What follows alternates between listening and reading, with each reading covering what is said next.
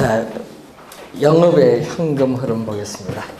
자, 부동산을 취득을 하는데, 아까 우리 오늘 1교시 때 배우실 때 부동산을 취득하는데 총 투자 금액을 투자해서 취득을 하죠.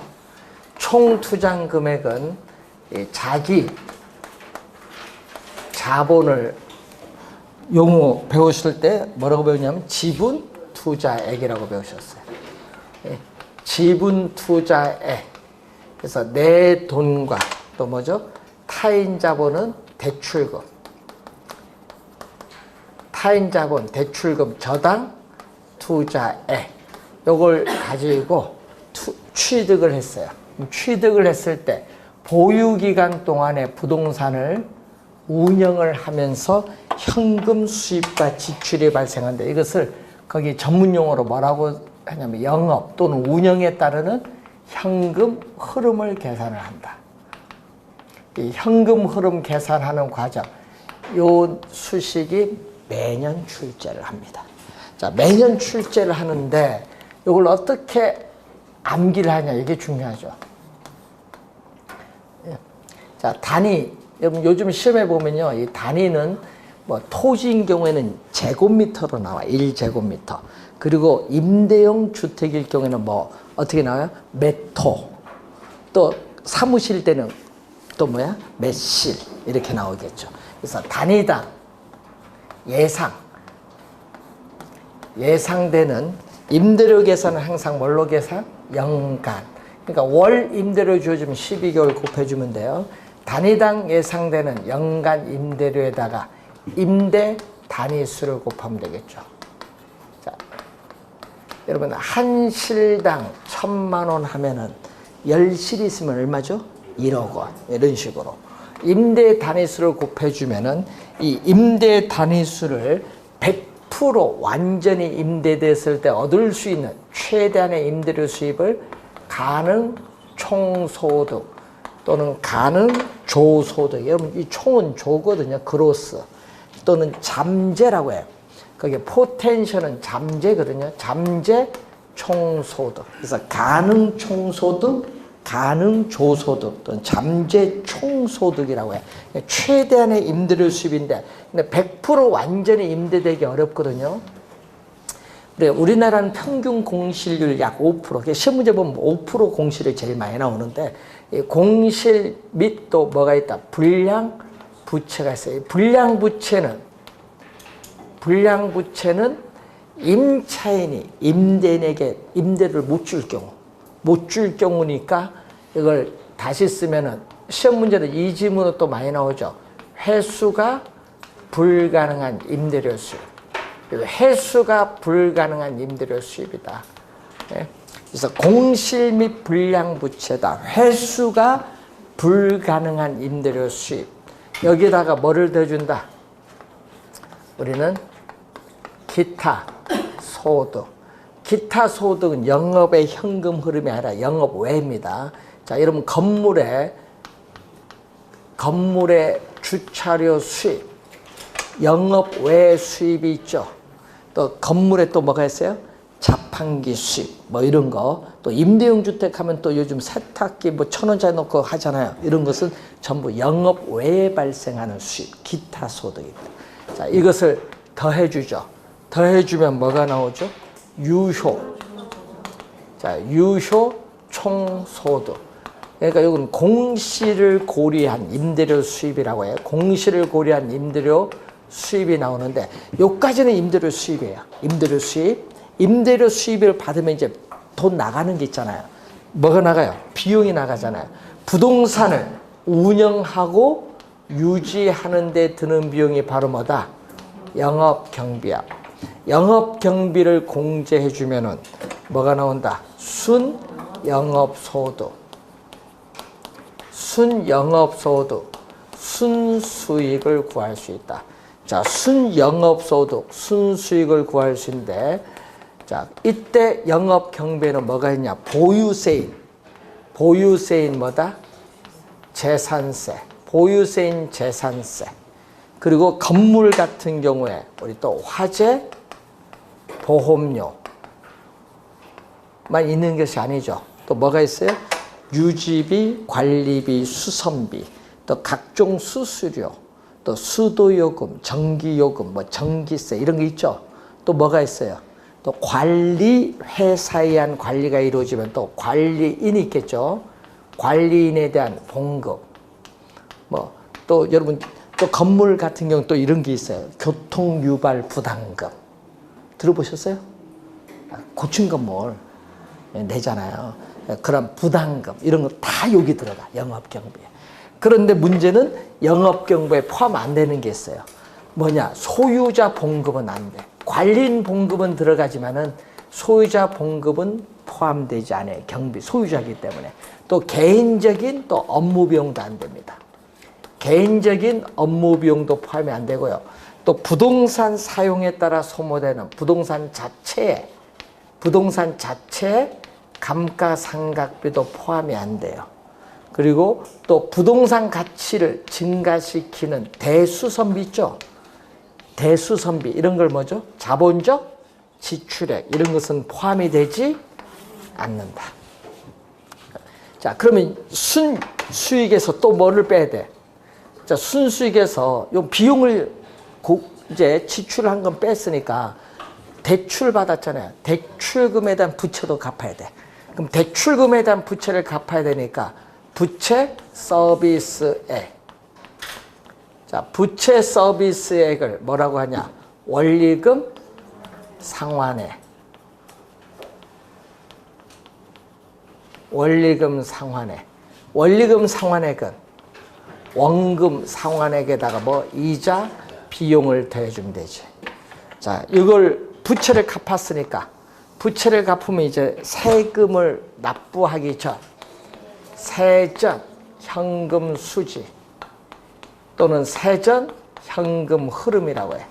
세전 현금 수지, 세전 현금 흐름이 나오죠. 세금이니까 또 세금을 납부해야겠죠. 부동산 영업에 따르는 뭐를? 소득세. 그래서 여러분 소득세는 경비에 포함되지 않습니다. 그래서 소득세를 납부를 이제 하면은 이제 세금을 납부한 현금 수지. 그러면 여러분 투자적에 돌아오는 건 어느 게 들어오는 거예요? 세후죠. 세전이 아니라 세후. 세금 납부한 게 투자적에 귀속이 되는 거예요. 세후 현금 흐름. 자, 요 수식을 우리는 매년 출제를 하죠. 암기할 때는요, 총은 요거 두 개가 있거든요. 총 또는 조라고 하죠.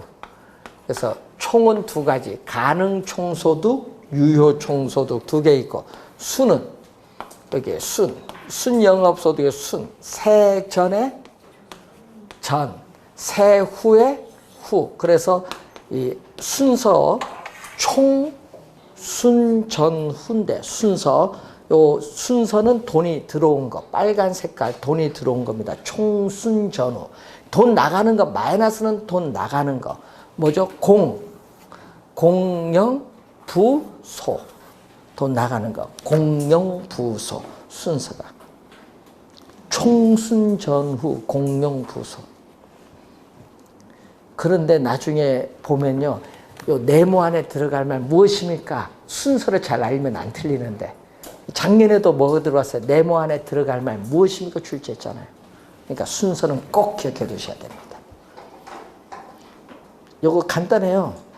매일 아침에 한 번씩 어떻게 돼요? 1분씩만 보시면 돼. 네?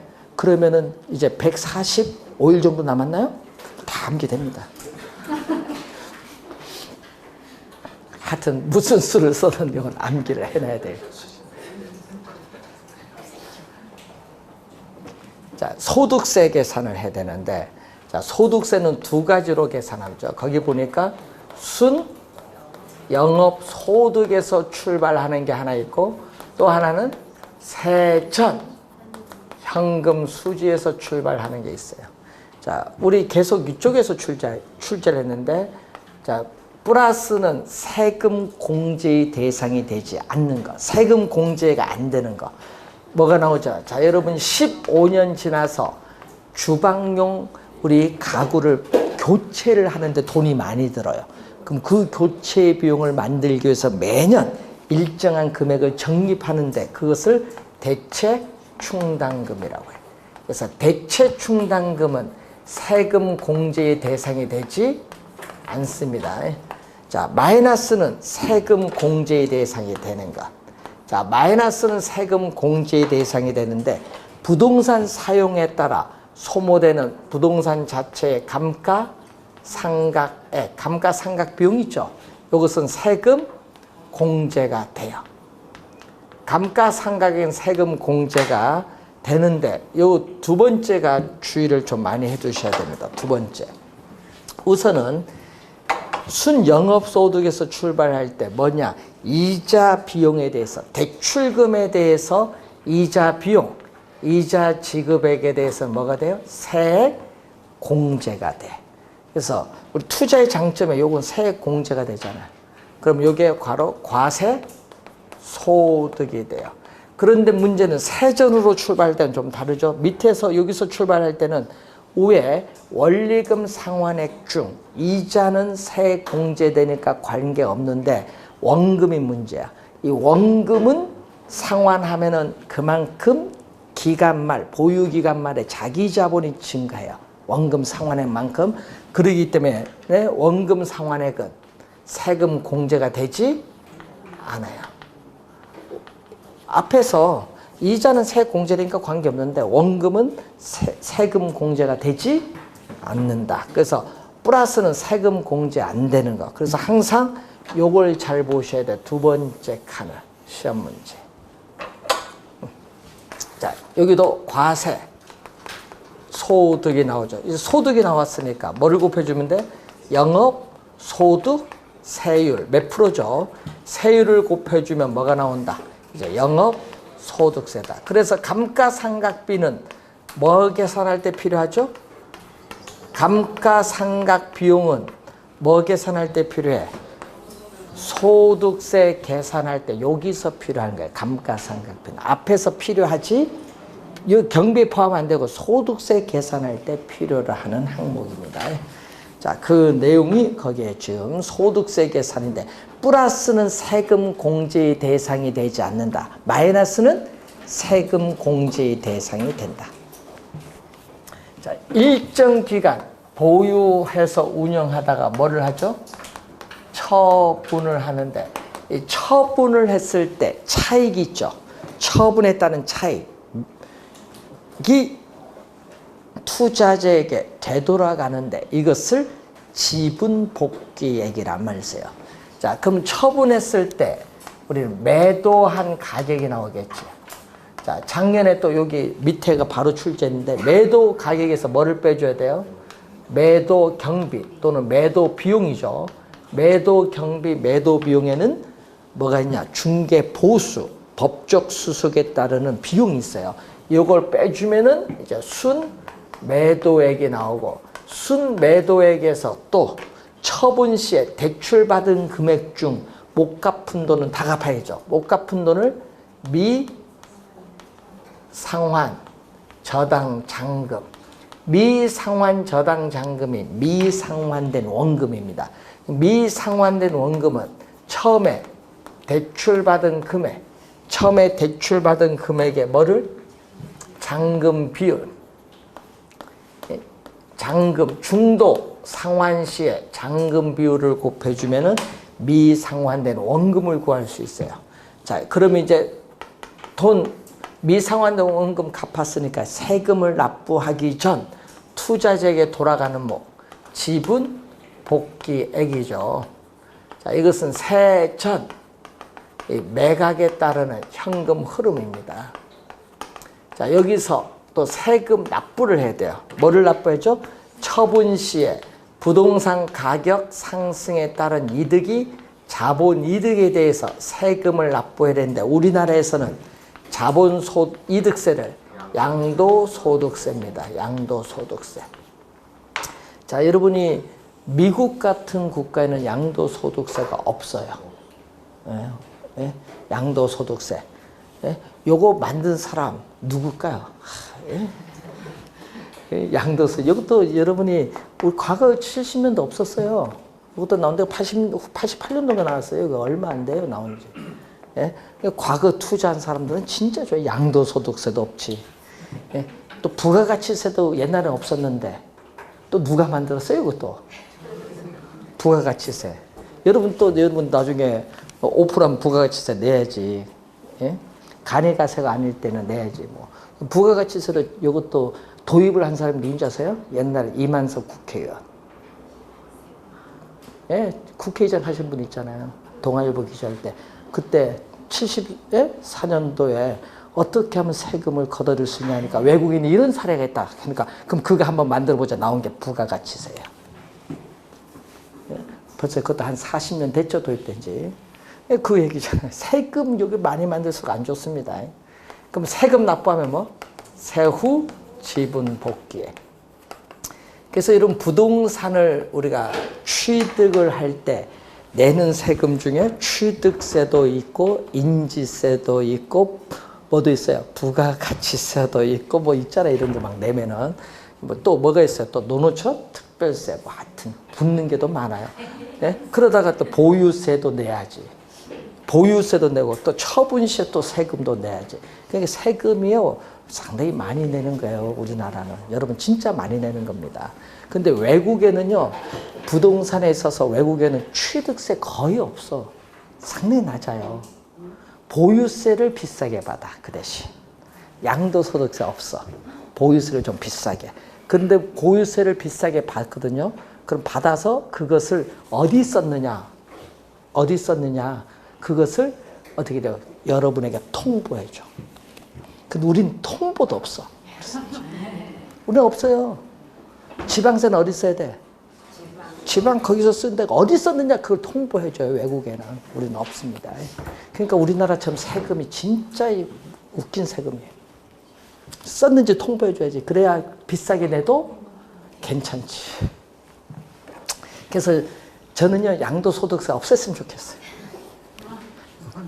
예. 네? 저는 저 선거할 때요 세금 없애겠다는 사람만 뽑아줘요. 그래서 세금 이제 여러분 이번에 전에도 있지만 주세 바뀌죠? 네. 예. 근데 이게 좀 이제 종량세로 이제 바뀐다 하는데 그래서 제일 많이 마시는 술부터 이렇게 조사했더니 맥주를 많이 마시는데 맥주부터 바뀌다 하래요. 맥주 종량세. 그 다음에 막걸리, 소주 이렇게 간다 하는데.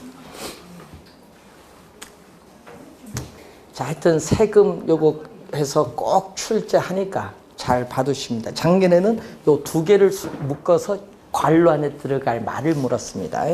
자, 133페이지 부동산 투자 분석 기법에서 계산 문제가 또 출제를 하는 부분이죠.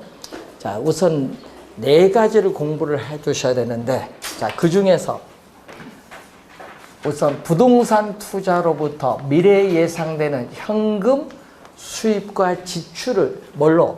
현재의 가치로 할인을 해서 구하면은요, 현재의 가치로 할인하면 화폐 시간 가치를 고려한 방법. 화폐 시간 가치를 고려한 방법을 무슨 기법? 할인 기법. 할인 기법이라고 해요. 그런데 미래에 예상되는 현금 수입과 지출을 현재의 가치로 어떻게 해요? 할인을 하지 않는다. 현재의 가치로 할인하지 않으면 화폐 시간 가치를 고려하지 않는 방법. 이것은 무슨 방법? 비할인. 할인을 하지 않는다. 비할인 기법이라고 해요. 비할인 기법. 자, 그러면 비할인 기법에 우리는 어떻게 돼요? 세 가지가 있어요. 그래서 정통적인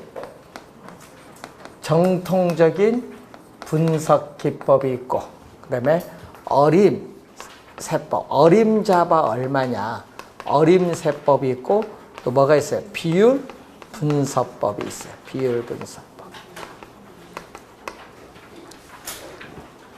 그럼 화폐 시장 가치를 고려한 방법은 할인 현금 흐름 분석법, 그리고 현가 해수 기간법이 있습니다.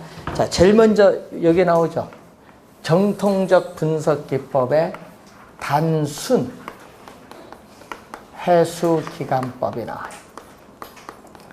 자, 단순 회수기간법. 자, 예를 들어서, 자, 여러분이 시험 문제 보면 영년이란 말이 많이 나오는데, 영년은 현재 시점을 얘기해, 현재. 현재 마이너스 3억 원이다. 마이너스는 현금 돈 나간 거, 플러스는 돈이 들어온 거, 투자했어요. 자, 부동산 투자로부터 1년 차에 1억의 현금 수입, 또 2년 차에도 또 1억 원 현금 수입, 또 3년 이렇게 매년 현금 수입이 얼마씩 발생하고 있다? 1억씩 이렇게 발생하고 있어요. 자, 그러면은 얼마? 미래에 예상되는 현금 수입을 현재 가치로 할인을 하지 않으니까 화폐 시간 가치를 고려하지 않는데, 얼마? 여기까지 3년까지 1억 가면 3억이죠. 그래서 미래에 예상되는 현금 수입을 가지고 현재 투자한 금액 3억을 회수하는 데 소요되는 기간은 총 몇 년 걸린다? 3년.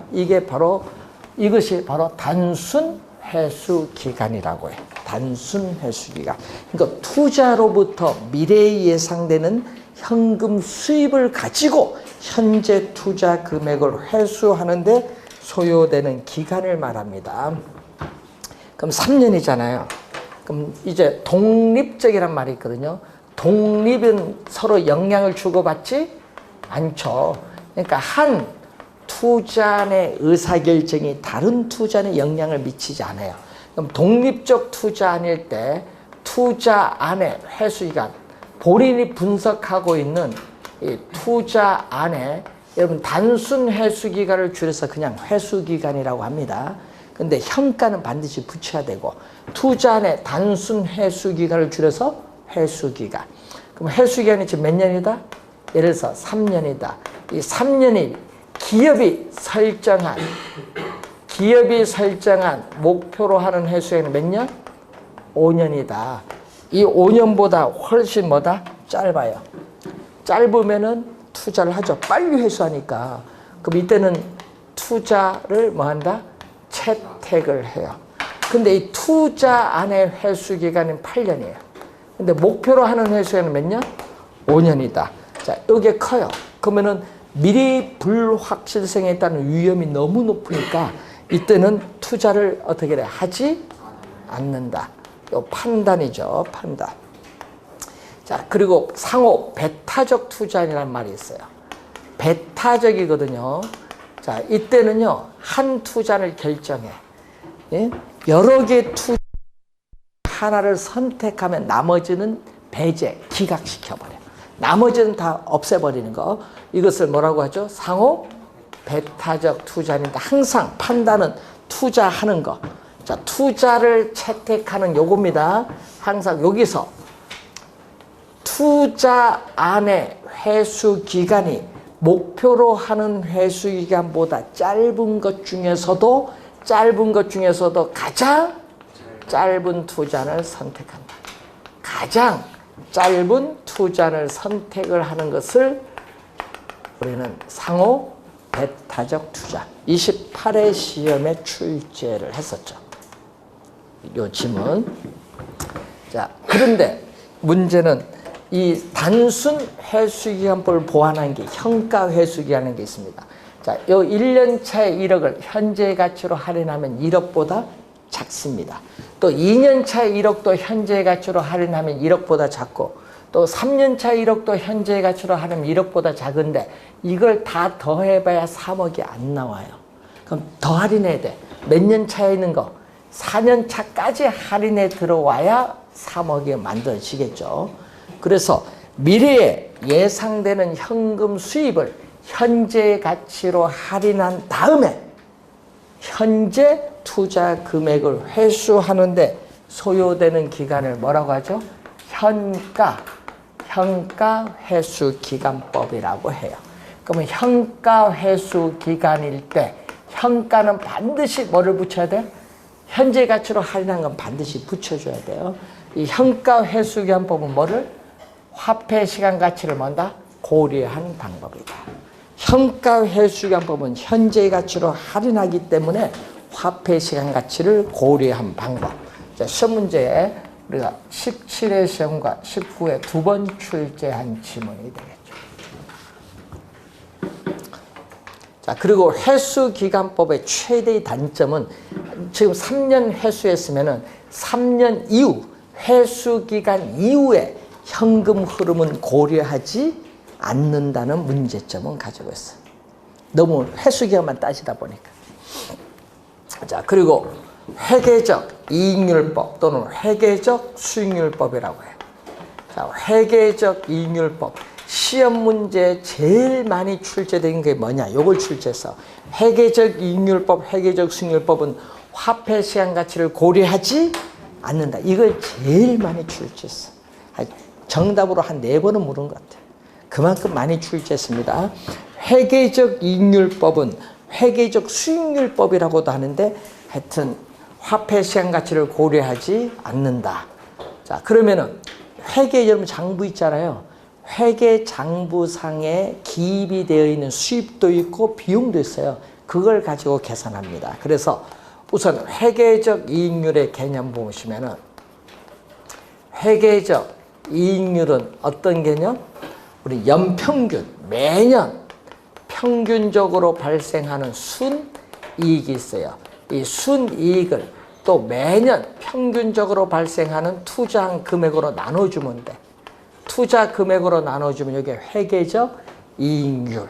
회계적 이익률이 또 기업이 목표로 하는 이익률이 있어요. 목표로 하는 이익률이 5%인데 5%보다 크다 하면 어떻게 투자를 하겠죠. 자, 이런 경우에는 투자를 뭐 한다? 채택을 해요. 투자를 채택을 하고 반대로 회계적 이익률이 목표로 하는 이익률 봤더니 목표로 하는 이익률이 너무 커요. 이때는 투자가 이루어지지 않는다 얘기죠. 그래서 독립적 투자일 경우에 그렇습니다.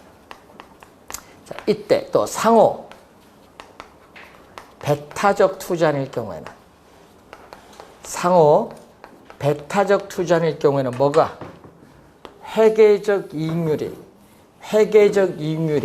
목표로 하는 이익률보다 낮은 것, 높은 것 중에서 투자를 채택하는 것 중에서 높은 것 중에서 가장 큰 거. 회계적 이익률이 목표로 하는 이익률보다 큰 것 중에서도 가장 큰 투자를 선택한다.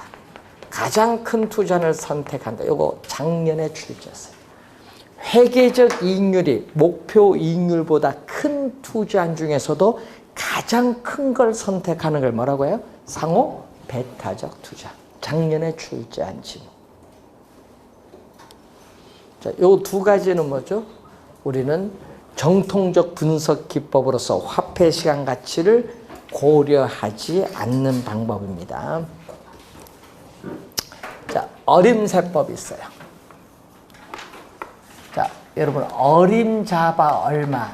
어림이란 말은 우리는 어떻게 정밀하게 분석하는 것이 아니라 대충 분석하는 거예요. 실무적으로 간단히 대충 대략 분석을 할 때 사용하죠. 그렇기 때문에 뭐다? 요거는 전체가 아닙니다. 첫 해만 따져. 투자 첫 해의 현금 수입과 현금 지출만을 대상으로 해요. 첫 해만 따지는데 자, 두 가지가 있어요. 어림세법은 우리는 여러 가지 형태의 현금 수입과 지출을 승수의 형태로 나타내는 방법이 있고 또 무슨 형태? 수익률의 형태로 나타내는 방법. 두 가지가 있어요. 자, 이때 승수의 개념. 승수의 개념은 이 투자한 금액을 수익을 가지고 회수하는 데 소요되는 기간이에요. 자, 승수는요. 투자 금액을 수익을 가지고 회수하는 데 소요되는 기간을 말하는데 이 기간이 어떻게 돼? 길수록 유리할까요? 짧을수록 유리할까요? 짧을수록 유리하다는 것은 승수값은 작아야 돼. 승수값은 작을수록 유리해. 왜? 회수기간이 짧으니까. 반대로 이 수익률은 개념은 분모는 투자 금액이죠. 투자 금액이 부동산 가격이잖아요. 투자 금액에 대한 뭐에 비율? 수익과의 비율인데 이 수익률은 뭐 할수록 반대로 이건 높을수록 유리하다. 그래서 요 두 수식을 승수와 수익률 두 수식 곱해보세요. 곱하면 1. 곱해서 1이면 승수와 수익률 두 수식은 서로 어떤 관계에 있다? 역수관계에 있다. 역수관계에 있다. 자, 그러면은 승수는 4가지가 있네요. 자, 저기 봤더니 뭐다? 총 또는 조조, 총, 순, 전, 후 4가지. 그래서 총 또는 조, 총, 소득, 승수, 또 순, 소득, 순 영업소득을 줄여서 순소득. 그러니까 전은 세전, 현금, 수지, 승수. 후는 세후, 현금, 수지, 승수. 이렇게 4가지가 있어요. 그런데 주의할 를 거는 이 총수는 요 2가지는요. 총투자액. 자, 여러분 저 맨 왼쪽에 보면은 부동산을 취득을 할 때 뭐죠? 총투자한 금액이잖아요. 총투자한 금액. 그래서 총 투자한 금액을 대상으로 해. 총투자한 금액은 자기 자본에다가 우리가 타인 자본을 더해준 건데 문제는 순영업소득에서 세전으로 넘어올 때 뭐를 갚았어요? 저 왼쪽 수식에서 순영업소득에서 세전현금 수지로 넘어올 때 이 대출금, 타인 자본 대출금에 대한 부채를 갚았죠? 부채를 갚았으니까 뭐 대상? 하나, 요 갚았으니까 요거밖에 없네요. 2개는 뭐를 대상? 지분 투자액이야. 지분, 자기 자본. 부채를 갚았으니까. 그래서 여기는 총 투자액이 아니라 지분, 자기 자본, 지분 투자액입니다. 그러면 시험에 말로 출제할 때, 여러분 시험에 말로 출제할 때 보면요. 총, 여기 2개는 지분인데 요걸 많이 바꿔. 지분을 뭘로? 총으로. 또는 총은 뭘로? 지분으로 말을 많이 바꿔서 출제를 해요. 본 시험에 가면. 그러니까 총수는 뭐다? 총투자액. 전후는 뭐다? 지분투자액. 자, 이게 승수 앞에 있는 게 뭔지 아세요? 여러분, 요 승수 앞에 있는 게 수익이에요. 승수 앞에 있는 것은 뭐다? 수익. 수익은 전부 뭘로 가요? 수익은 전부 분모로 가면 돼요. 분모. 그러면 공식 이제 4개가 암기가 됐는데 이때 총 투자한 금액은 10억 원이에요. 총 투자한 금액은 10억 원인데 순영업소득, 순소득 1억 가지고 회수한데 몇 년? 10년. 10년 소요된다는 얘기죠. 그래서 순소득 승수를 우리는 또 전문용어로 자본회수 기간이라는 용어를 사용해요. 자본회수 기간. 가끔 문제 풀다 보면 이렇게 나와요. 우리 자본회수 기간은 10년이다. 보기 속에 나오면 자본회수 기간은 순소득 승수를 말한다. 순영업소득 가지고 회수하는 겁니다. 자, 역수를 봐야겠죠. 자, 역수관계에서 총소득 승수의 역수는 여러분 비율 분석법에서 나오는 총자산 회전율입니다. 2년 전에 출제를 또 했었죠. 총자산 회전율. 자, 분모는요. 요거 투자된 총자산이 바로 총투자한 금액. 자, 투자된 총자산이 총투자한 금액에 대해서 뭐의 비율? 총소득. 시험에는요. 순영업소득으로 많이 내요. 순영업소득, 순소득이 아니다. 순영업소득, 순소득이 아니라 총소득의 비율. 자, 또 역수는 자, 순소득 승수의 역수는 종합환원율. 자, 이 종합환원율을요, 시험 문제 낼 때는요, 또 이걸로 여러분 좀 어렵게 내려고 말을 바꿔서 내버리거든요. 자본환원율로 내버려. 그럼 또 어려운 거예요. 그러면 자본환원율이 종합환원율. 순소득 승수의 역수고, 또 세전 현금 수지 승수의 역수는 뭐가 있다? 지분 배당률. 또 용어가 어렵죠. 배당률. 또 시험 문제는 요걸 안 내요. 또 지분 배당률 안 하고 지분 환원율. 그럼 보기 속에 보면요. 자본 환원율, 지분 환원율 두 개 다 나오니까 두 개 다 같은 용어인 줄 알아. 다른 용어예요. 지분 환원율은 지분 배당률이고 자본 환원은 종합 환원율. 역수가 다릅니다. 이것을 지분 환원율을 세전 수익률. 자, 세후 현금 수지 승수의 역수는 세후 수익률이라고 하죠. 자, 시험 문제는 우리 출제 유형은요. 요 두 가지를 제일 많이 내요. 시험 문제는 요 두 개. 원래 좀 주의하셔야 되겠네요. 시험에 나올 때는요. 이런 문제를 낼 때는 이렇게 내거든요. 박스를 줘. 시험 문제 이렇게 박스 주거든요. 다음 주어진 조건에 하나 해놓고요. 여기서 다음 자료를 이용해서 뭘 구하라? 지분 환원율, 예? 뭐 총자산 회전율 뭐 구하라. 한 두세 개를 물어버려요. 요 박스 하는 거고.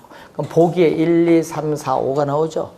그래서 이 박스 사례를 주어지고 묻는 문제를 출제를 많이 해요. 여기서는. 그때 여러분 하여튼 또 보기 문제를 물을 때는 보기에 1번의 지분 환원율은 몇 프로다. 2번 부채 감당률은 얼마다. 3번 종합 환원율은 얼마다. 4번 순소득 순수는 얼마다. 5번까지 계산 5개 다 해야 돼. 예? 보기 주어져 놓고 계산 5개 전부 다 해야 되는 문제가 나왔다. 그럼 볼 거 없어. 답은 4, 5번에 있어. 이런 것도 빨리 그럼 거꾸로 가요. 역순으로 풀면은 5번이 바로 답이 됐다. 그러면 계산할 필요가 없죠. 그래서 지금까지 이런 유형의 문제, 우리 계산 문제 5번, 4번을 돌아가면서 계속 출제했어. 하여튼 요령 1번부터 풀면 안 돼요. 뭐부터? 4, 5번부터. 항상 5번 풀고 답이 아니면 4번. 간단하죠? 5번 풀었는데 답이 아니다. 그럼 4번 찍으면 되지. 탑재 가서 그래 찍으면 돼요. 거의 100% 맞아 들어가요. 문제 푸는 요령이에요. 이런 문제 나왔을 때는. 자, 우리 계산 문제 안 풀고 맞춥시다.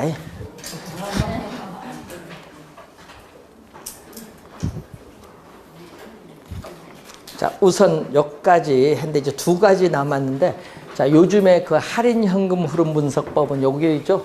어리석하죠? 화폐 시간 가치를 고려한 방법에 할인 현금 흐름 분석법이 있는데 여기에 세 가지를 배워야 돼. 순현재 가치법, 수익성 지수법, 내부 수익률법 배우는데 요즘에 여기서 계산 문제를 내는 것이 아니라 최근에 25, 26, 27, 28, 29 계속 이론을 내고 있어요. 이론의 개념과 특징을 계속 출제하고 있어요. 작년 시험도 쉬웠습니다. 요즘에 계속 쉽게 나오대 이쪽에. 계산 문제를 안 내고 하니까. 그래서 여기서는 틀리면 안 돼요. 개념을 묻는 문제가 계속 정답을 묻고 있으니까. 그래서 요거 하고 이제 비율 분석법은 또 계산 문제가 나오는데 비율 분석법, 우리가 할인 현금 흐름 분석법은 우리가 다음 주에 1시간에 걸쳐서 설명을 하고 나머지 금융 쪽으로 다음 주에 들어가도록 이렇게 하겠습니다. 자, 식사하시고 우리가 2시 반에 뵙도록 하겠습니다.